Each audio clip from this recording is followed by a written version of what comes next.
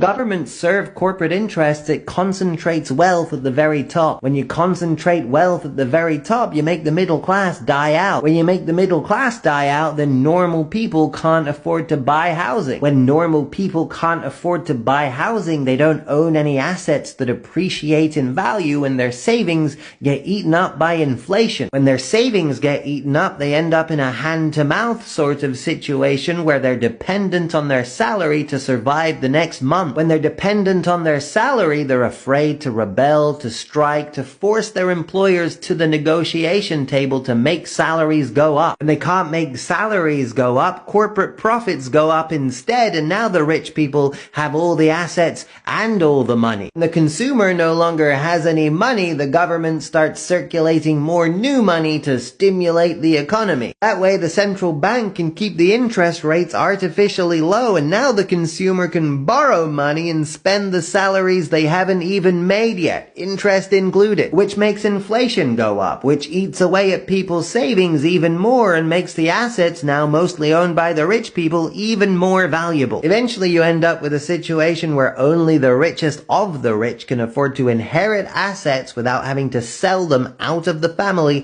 for money that ends up getting eaten up by inflation, removing them from the middle class and adding even more people to this vicious cycle, which makes the richest people even richer and pretty much everyone else much poorer, and all the wealth and power even more concentrated right at the very top, which is how oligarchies are made. So well done us.